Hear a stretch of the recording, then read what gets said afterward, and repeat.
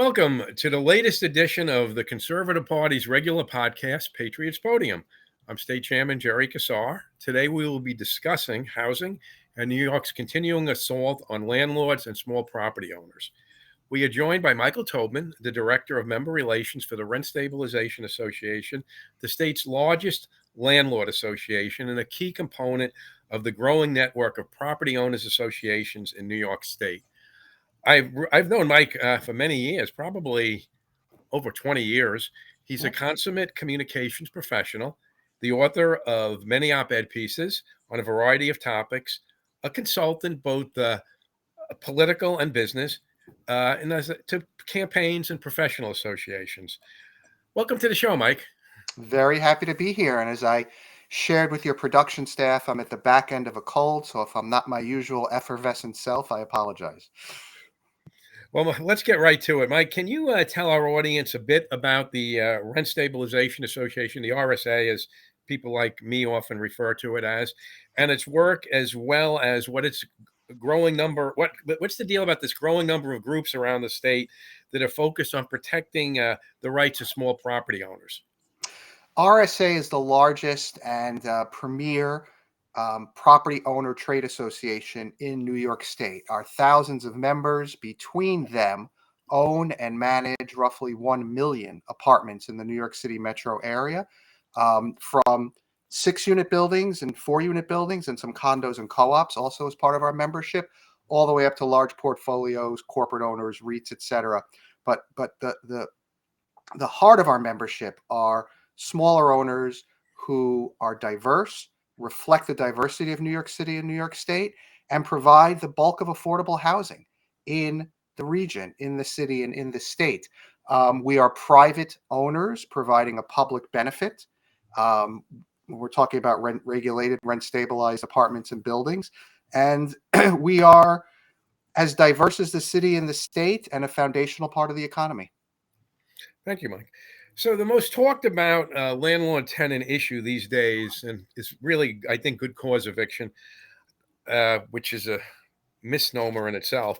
I think many would be shocked to know that what this entails, frankly. Could you brief our audience and give us a current status in the legislature on this? This isn't legislation. It hasn't passed yet, but it's in legislation. Could you talk to us a little bit about it? Well, right off the bat, you're absolutely correct. It is intentionally mislabeled, right? It's easy to talk about something being good cause eviction, that somebody should be evicted only for good cause. You know, that misstates what the legislation is and what the intent of it is.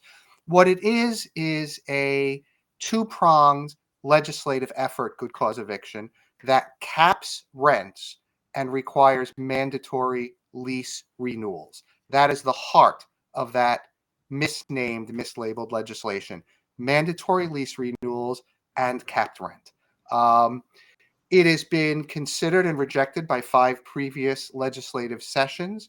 And to your introduction, an earlier point, Jerry, there is a growing statewide coalition of property owner groups: Central New York, Western New York, Long Island, the North Country, Capital Region, Hudson Valley, et cetera, and of course, New York City, aligned in their interest to beat back this economy-wrecking proposal.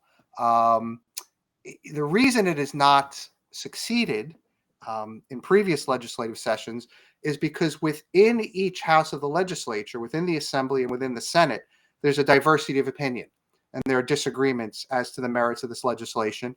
Then there are disagreements between the houses, and then there's a disagreement with the governor. So it's something we need to pay constant attention to because of the dire economic effects it would have on the city and state. So let me ask you this. Based on your description and what I know, one could, I believe, argue that this takes away a landlord's control of their property, just short of taking their deed away from them. Obviously, they still can transfer or sell, but the whole nature of ownership as a core seems to be, and what that entails, seems to be set back, maybe even destroyed by this good cause eviction. That's exactly right. Legally speaking, the quote unquote right to exclude somebody from one's property goes to the heart of ownership, but that gets overly technical.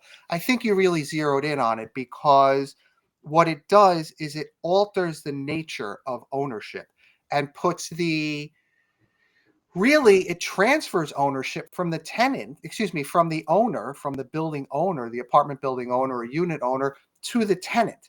And what can happen with that piece of housing, with that unit, is now up to the tenant and not the owner. But let's be very, very clear.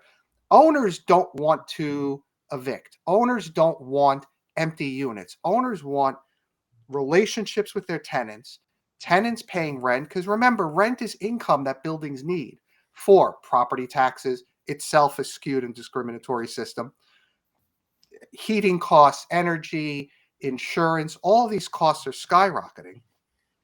And rent, again, income that building needs, is capped. So already without good cause eviction, rent stabilized units have caps on what the increases could be based on the rent guidelines board.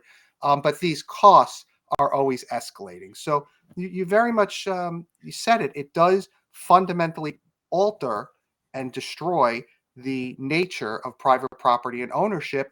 But again, these are academic ideas, important but academic. On the ground, the lived experience, owners, tenants, their interests are aligned in productive relationships that contribute to the economic life and the maintenance of what are mostly older buildings.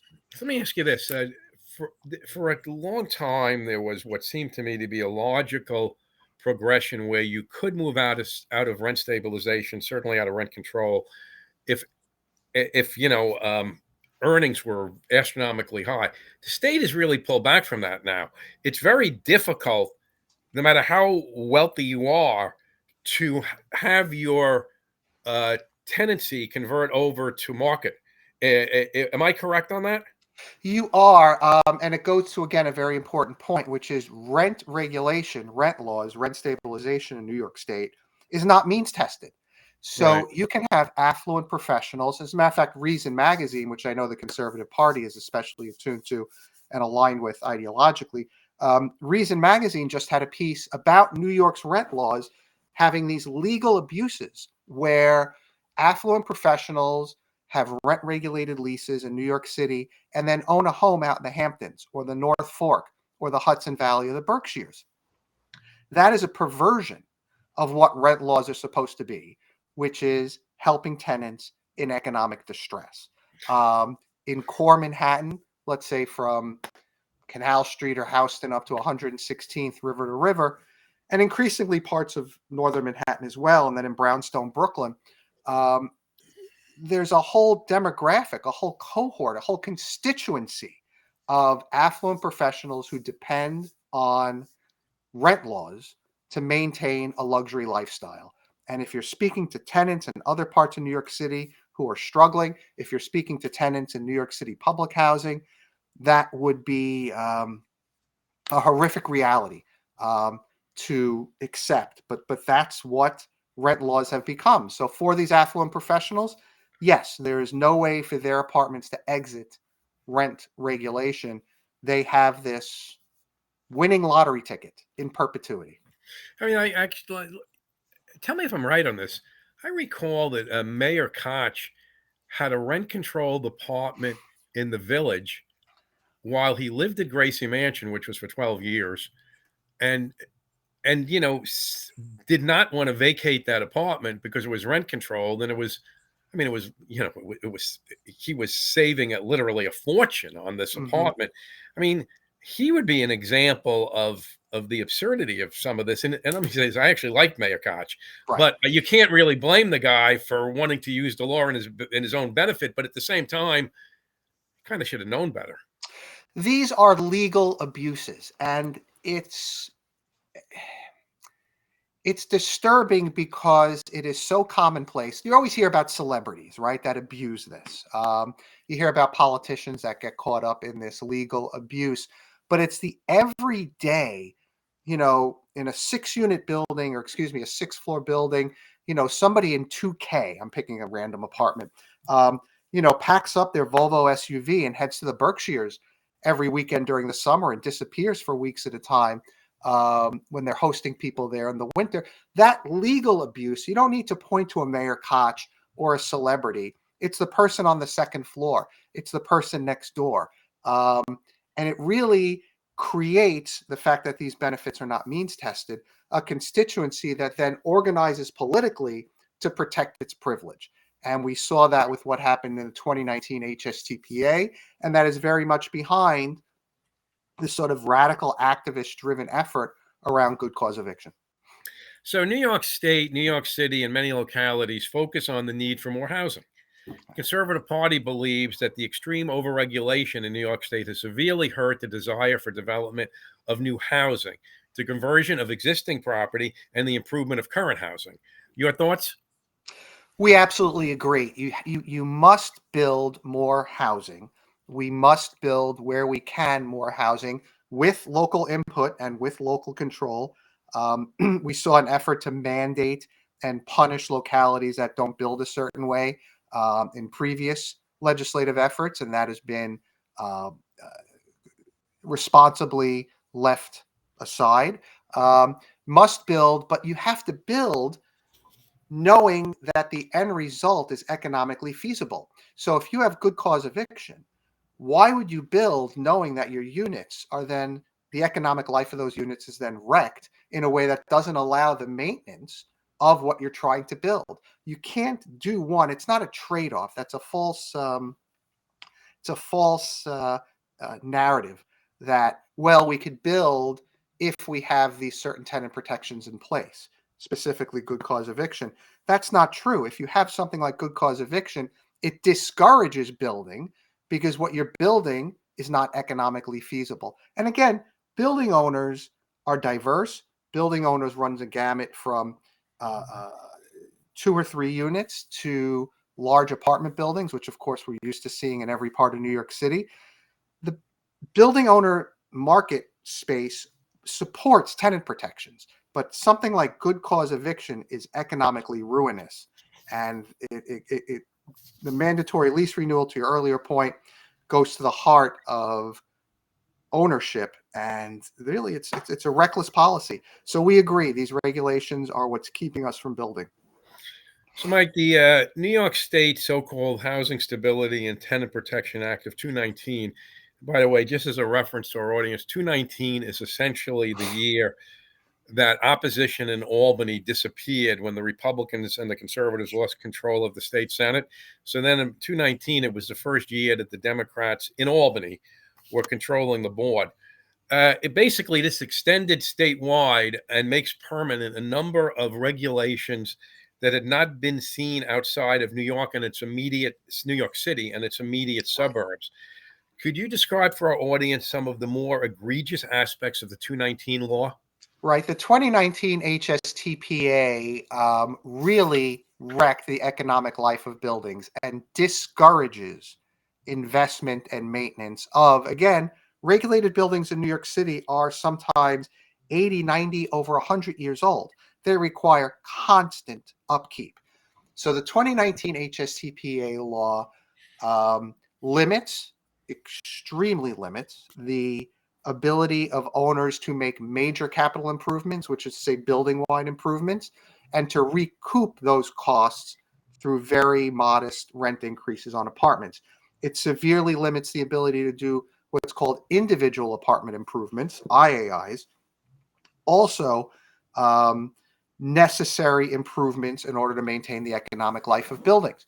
And everything is connected: policies, economics, and the marketplace. If you limit the ability of owners to maintain and invest in their buildings, insurance companies are going to see that, leave the market, and the ones that are left are going to increase insurance costs, which is what we're seeing now, 30, 40% increases. It means that apartments coming back, becoming vacant after a long tenancy, and a long tenancy could be 30, 40, 45 years, require $100,000 in order to bring it back up to code and to rent out again. But if you're capped in investing in that apartment only $15,000, how could you make the numbers work? So the HSTPA encourages disinvestment and encourages leaving apartments that are desperately needed because of the housing shortage in New York City, leaving these apartments vacant. So the RSA and its partner member organizations across the city and state are supporting reforms that allow investment in apartments that become empty after long tenancies, a modification to what one could spend in buildings. And again, you really nailed it in saying what happened is in 2019 and what they would like to extend through good cause eviction is spreading New York City's broken rent laws statewide. So the HSTPA has really been economically ruinous for the affordable housing economy. And again, not means tested. So So let those me who are benefiting are not intended to so in let me some just cases. let me just take this a step further. I believe there's been some changes also in the ability for owners to recover capital costs. Negative. It's been negatively. Additionally, I very much recall great concerns from an organization like yours, which represents a lot of, a person who owns a six-family house. It's not a rich person. They may Correct. appear to be, but who knows what his mortgage is? And the mortgages are often held by these small banks, and Right. these small banks have been under enormous amount of pressure. Yep. I mean, the cause you talked a little earlier about cause and effect. I mean, it's interesting because rental housing in New York State is both the simplest and most complicated thing that I can think of. It's like Right. it's worse than healthcare, really, in a sense, in terms of the complications, because unlike healthcare, which does draw itself back mostly to the government one way or the other, in a good society, in a real society, if you want success in housing, it has to be more directed away from the government. Yet in New York State, it is going the other way. I'm talking about the banking now, talking about the recovery on Yep. capital investments. Your thoughts?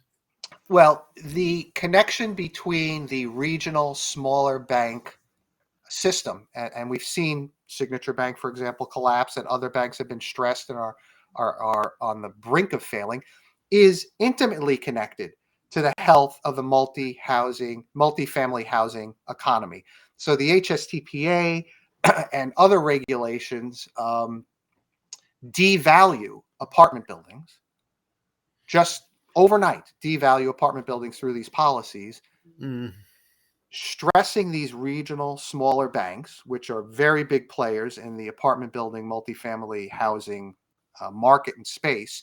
Those banks then crater or collapse or get wobbly. The federal government has to step in to prop up those banks, and ultimately that becomes the responsibility of the taxpayers. It is a broken system. It is a sort of spiraling downward of connections because policymakers are disconnected from the real world impacts of what they're doing for their own little hyper partisan, hyper personal constituencies. Again, on the Upper West Side, Midtown Manhattan, Brownstone, Brooklyn. How that impacts the health of a regional bank in the Hudson Valley or Western New York is of no concern to a state senator from Manhattan, but it really should be. Um, Another point, if you devalue apartment buildings throughout the state, local governments, let's say in Nassau and Suffolk County, still have to provide services, but they're now collecting less tax revenue statewide, or let's say in Nassau County and Glen Cove or Long Beach, where there are a lot of apartment buildings.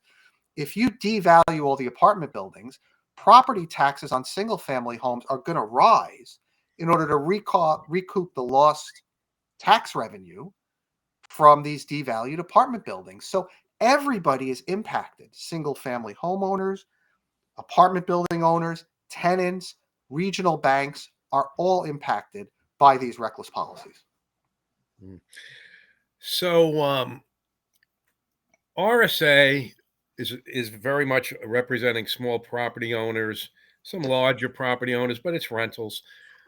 The commercial real estate, when we think of office buildings, is I mean, there's overlaps here, but is represented by a group called the Real Estate Board of New York. Primarily, they're the big office buildings, the tenancies, and those, law firms, the financial world. So let me ask you this. It seems like in downstate New York, when I say downstate, I'm really, I guess, talking the MTA region, Mm-hmm. so down into the city out to Long Island. It seems like the commercial real estate market in terms of development has topped out, frankly. Does this bear poorly for the city and its suburbs? I mean, I think it would actually, as well as other large cities like Buffalo, Rochester, Yonkers, and Syracuse, which I think are undergoing the same stresses in terms of commercial real estate. And I know this is not your central, Right. but I do think you would not be in a situation where you wouldn't have an opinion of this working where you work. So what are your thoughts? Well, I hesitate to be a doomsayer when it comes to the commercial office tower space, because you build for the future and who knows what the future is going to look like. But you do have to plan for the future with responsible, thoughtful policies. And unfortunately, those are few and far between these days. Um, who knows what the future looks like, but the conversion of some office buildings to residential should be encouraged. That's an expensive proposition, switching a office tower to residential, but not as expensive as building a tower from scratch. That should be encouraged. Are there analogies to be drawn between the stresses, COVID related change in workplace patterns, et cetera, for the commercial spaces and residential? Perhaps. But residential is more impacted in the immediate day to day by regulations, policy, reckless bills, and heated rhetoric in a way different than commercial spaces, because there it's when a law firm decides to shrink its footprint in a tower in Midtown Manhattan, it has pretty immediate consequences on the financial life of that tower. But maybe another law firm or a bank or somebody else picks up that space. You can't really say that's the same as the HSTPA wrecking the economic life of a 110-year-old building, in Bay Ridge, for example. But yeah, I mean, they're all connected. They're all connected because they fund the tax base of the city and the state and the region. So yeah, there are a lot of big moving pieces in this, and it's only complicated. You're right. It makes healthcare look simple. Right. So let me just switch hats for a moment with you. You're actually kind of a famous political consultant in New York City. I'll tell you that, which maybe the audience doesn't realize. And I know you're not really doing that anymore. Right. But I mean, you've had a history, and I've worked with you on a lot of stuff, and we've had our fair number of successes, frankly. So switching hats, yes, we have. Switching hats for a moment, I was wondering about your thoughts concerning the 224 political cycles. Well, I don't do that much anymore, except, politics is a big part of what we do at RSA because it's shaping the environment in which a lot of these conversations and a lot of these decisions are made. So politics is very much a part, public affairs is very much a part of what we do, as in any industry. That's such a foundational part of the economy.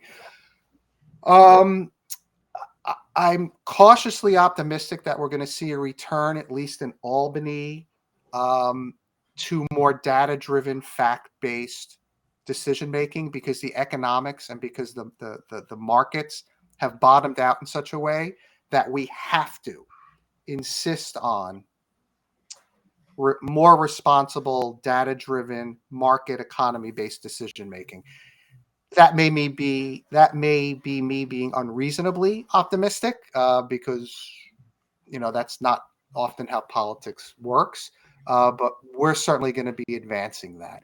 I think we're going to see a pushback against the sort of radical, reckless policymaking by the DSA, the Democratic Socialists of America. And I know we're having conversations about that with candidates and party leaders of all parties throughout the city and state, because I really think that